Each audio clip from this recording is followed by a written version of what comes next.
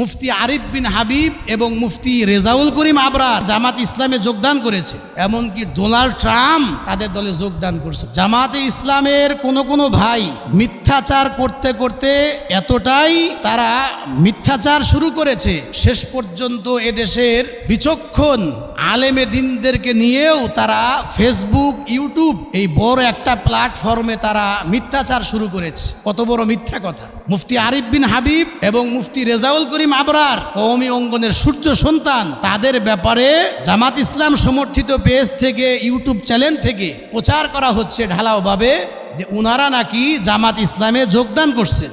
শেষ পর্যন্ত আপনারা দেখবেন মুফতি আরিফ বিন হাবিব দামাত বারাকাতুহুমা আলিয়া এটা যে মিথ্যাচার করা হয়েছে, শেষ পর্যন্ত এই বিষয়টা পরিষ্কার করতে ওনাকে ফেসবুকে স্ট্যাটাস দিতে হয়েছে।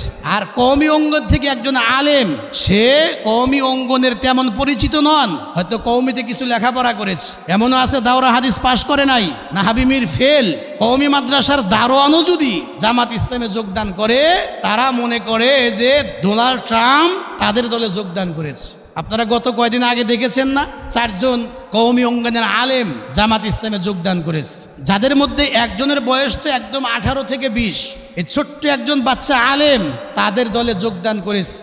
তাদেরকে এমনভাবে লাল ফিতা কেটে এবং জামাত ইসলামের প্রথম সারির যারা ওয়াইজ এবং বক্তা, আলোচিত এবং সুপরিচিত, এদের মতো ব্যক্তিত্বরা ফিতা কেটে ফুলের তোড়া দিয়ে যেভাবে আনন্দের সাথে তাদেরকে বরণ করলো, তাদেরকে শাইখুল হাদিস এবং একাধিক মাদ্রাসায় বুখারী পড়ায় বিভিন্ন রকমের উপাধি দিয়ে তারা তাদের দলে যোগদান করাইলো। মানে অবস্থাটা এমন যে নাহাবি মির ফেল, দাওরা হাদিস পাশ করছে কি করে নাই, এমন একজন আলেমও যদি তাদের দলে যোগদান করে, কওমি অঙ্গন থেকে গেলে এরা মনে করে যে শাইখুল হাদিস, বড় মাদ্রাসার মুহাদ্দিস, এমনকি ডোনাল্ড ট্রাম্প তাদের দলে যোগদান করছে। অবস্থাটা এমনই। আল্লাহ রাব্বুল আলামিন যেন আমাদেরকে সকল প্রকার মিথ্যাচার থেকে এবং ষড়যন্ত্রের হাত থেকে আল্লাহ আমাদেরকে হেফাজত করেন এবং আমাদেরকে সঠিক বুঝ দান করেন।